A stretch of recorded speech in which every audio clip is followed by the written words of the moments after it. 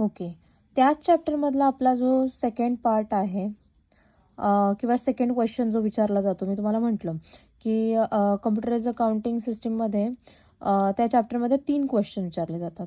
त्यातला हा second question आहे, importance of computerised accounting system. आता कॉम्प्युटराइज्ड अकाउंटिंग सिस्टम का गरजेचं आहे किंवा का एवढं इम्पॉर्टंट आहे in modern business? Now it is an automation. Okay. ज्या काही गोष्टी आहेत त्या ऑटोमॅटिकली होतात, म्हणजे कॅल्क्युलेशन्स वगैरे आहे, टॅली वगैरे. मल्टी युजर फॅसिलिटीज देअर, म्हणजे बरेचसे अकाउंटंट एका सॉफ्टवेअरमध्ये वेगवेगळ्या ठिकाणाहून वेगवेगळ्या कम्प्युटर्सवरतून at a one time they can do a work, म्हणजे त्यामुळे आपला टाईम कन्झ्युम पण होतो आहे. So this is an important for computerised accounting system. Accuracy, greater accuracy आपल्याला इथे मिळते. मॅन्युअल अकाउंटिंगपेक्षा आपल्याला कॉम्प्युटराइज्ड अकाउंटिंग सिस्टीममध्ये ॲक्युरेसी जास्त असणार आहे. Speedy, it is very fastest accounting system.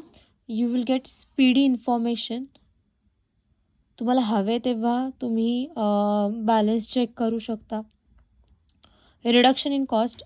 Now in importance of computerised accounting system. Before that, म्हणजे आता reduction in cost, how it's reduction in cost. आता बघा, आधी जेव्हा बँकेमध्ये आपल्याला कॉम्प्युटराइज्ड अकाउंटिंग सिस्टीम नव्हते तेव्हा नंबर ऑफ एम्प्लॉईज तिथे कामाला जास्त लागत होते. So we have to pay salary on time to that employees. आता कॉम्प्युटराइज्ड अकाउंटिंग सिस्टीममुळे काय झालं आहे, एका माणसामुळे बरेचशी कामं एका माणसाकडनं करून घेता येतात. So it is reduction in cost. Okay. आपण कम्प्युटर आणून ठेवला, सॉफ्टवेअर आणून ठेवला, तर आपली बरीचशी कामं एका व्यक्तीकडनं करून घेतली जाऊ शकतात. 6th point is a systematic and up to date record.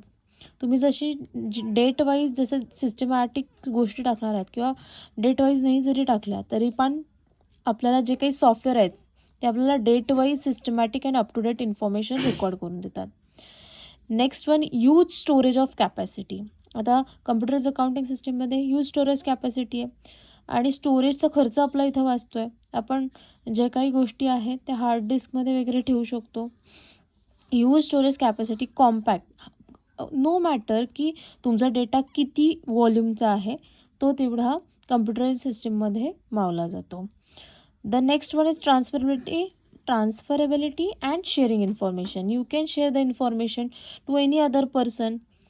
Means तुम्ही ती शीट जी काय आहे ती डाउनलोड करून शेअर करू शकता ॲट एनी टाईम.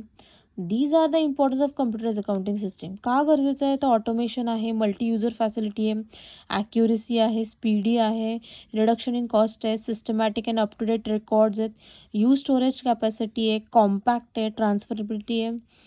आता कंपोनंट्स विचारतात कधी कधी, म्हणजे जेव्हा आपल्याला इम्पॉर्टन्स विचारतील त्याच्यामध्येच आपल्याला कंपोनंट विचारतील. Hardware. Now what is the hardwares. आता कुठल्याही कम्प्युटरला हार्डवेअर कोणते असेल, आउटसोर्सिंग, म्हणजे जे काही आपण प्रिंटर वगैरे अटॅच करणार आहे त्याला, मॉनिटर, प्रिंटर, कम्प्युटरला, these are the hardware of the computerised accounting system. Software means which is internal part. Okay. Then personnel, म्हणजे जो कोणी पर्सन कम्प्युटराइज्ड अकाउंटिंग सिस्टीम चालवणार आहे, रन करणार आहे, means a person who handles the computer is a personnel. Thank you.